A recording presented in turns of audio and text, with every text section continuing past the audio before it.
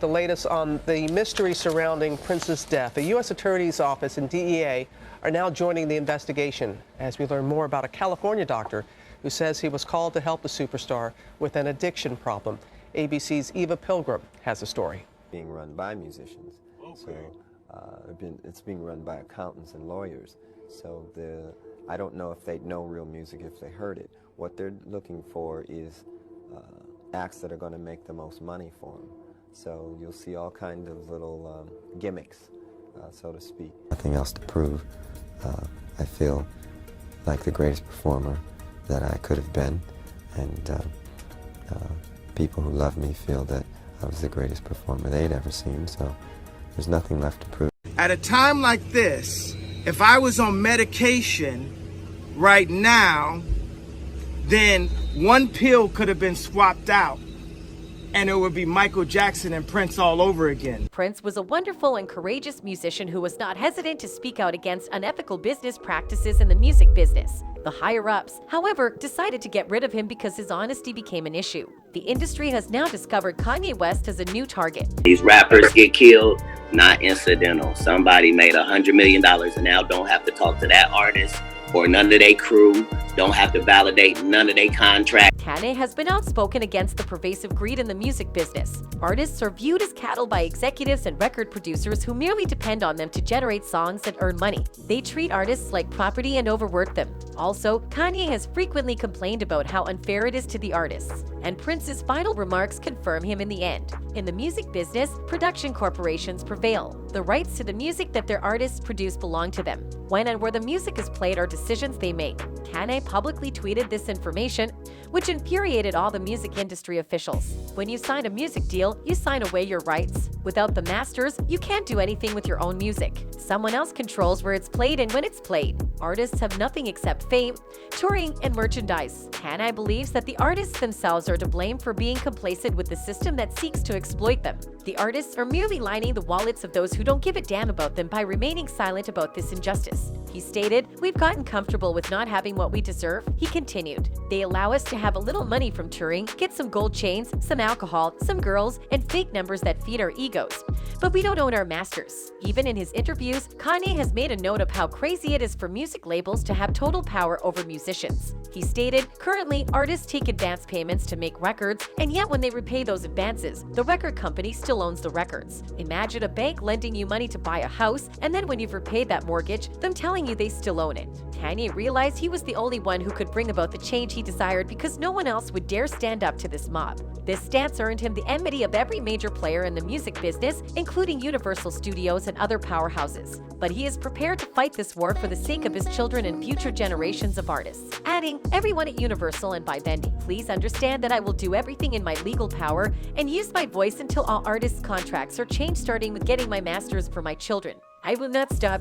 I promise you I'm petty and very personal." All of Kanye's claims have already been made before by none other than the legendary Prince. Prince's comments validate Kanye's experience as an artist oppressed by the industry's elite, disproving his claims that he is a paranoid fantasist. Prince was not shy about complaining that his record labels were stealing his money. After a while, he stopped having record labels record his albums and started doing it on his own in his studio, but the record labels didn't like this independence. They demanded a cut of Prince's earnings at all times. When Prince was initially starting out, he was forced to sign contracts with these corporations that had unreasonable terms and conditions. He did all the work alone but had to give the music industry the bulk of his earnings. To his credit, Prince kept trying to find a middle ground. He considered doing work for the businesses again if the terms of these contracts were altered. However, the music industry boss's avarice led them astray. They were completely unwilling to give anything more than a token. Not only for himself but for everyone, Prince hoped the system would eventually shift. Every single artist in existence was being mistreated by the current system, and the only way out was to fight it.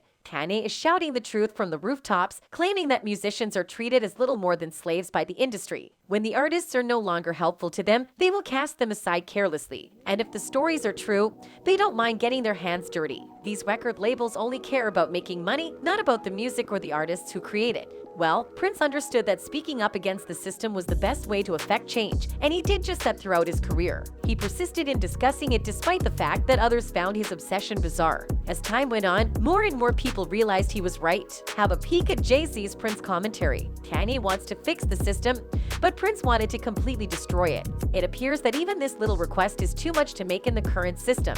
But there is a steep price to pay for telling the truth. If Prince kept up his antics, the entire music industry hierarchy would be in jeopardy. That's why the industry bigwigs in music wanted to quiet him, and they ultimately were. The overdose of fentanyl led to Prince's unexpected death. The drugs found in Prince's system were not prescribed to him, and he was not a drug addict. A statement made by the prosecutor to the media indicated that this was a very rare occurrence. In all likelihood, Prince had no idea he was taking a counterfeit pill that could kill him. Others around Prince also likely did not know that the pills were counterfeit containing fentanyl. Given Prince's dedication to equality and liberation, his untimely demise raises even more questions than it answers. Is it possible that he was gagged to protect the music industry exec's bank accounts? Before his death, Prince left some pretty strange posts online. The caption of his final post read, "Just when you thought you were safe."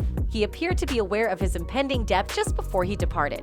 When he was last seen, he advised his followers, "Wait a few days before you waste your prayers on me." Although Prince is no longer with us, our battle for fairness continues. Every musician in the world now has a fresh reason to believe in their career because of Kanye. He's being portrayed as a madman when, in truth, he only wants to get paid what he's worth for his songs. Moreover, he understands the cost of honesty. Kanye has been vocal about how black musicians are being targeted for assassination and how Prince's death was planned. They were Prince's final remarks, and they proved Kanye right. Yet, Kanye has learned a valuable lesson from the treatment of artists like Prince and Michael Jackson by the music industry. To put it simply, he is taking all necessary precautions. The music industry tried to get him on lithium, but he refused. The music industry executives basically wanted to manage Kanye by painting him in an unrealistic light, and this was their laziest plan to do it. They might simply dismiss what Kanye says is false if they believed he was under the influence of his mental health medications. Kanye is well aware of the dangers to his own life and career. He's well aware that the mafia he's up against has already killed off famous musicians like Michael Jackson and Prince. In addition, people are beginning to realize that Kanye is telling the truth. All of Prince's advocacy and pursuit of the truth wasn't for naught. One supporter voiced concern over the mistreatment these musicians have received by saying, "No, they would rather steal Kanye's damn name. The guy has to call himself Ye because they own Kanye. That's not right." Prince had to name himself the artist just to get away. Michael Jackson was about to own half of Sony Records when his contract was up with them. Wake up! Some who first disagreed with Kanye are now beginning to understand the validity of his points. To be honest, if the music industry execs were so open and moral, they wouldn't have kept the details of their contracts under wraps. A supporter tweeted, "Late night rabbit hole, thanks to Taylor Swift, Master Records. Kanye's invoking Prince by a reference to modern-day slave ships." And while I'm not totally sold on that move, I gotta agree with him that it would be nice to see those recording contracts. Okay, that's all I have for you guys today. Goodbye and see you later.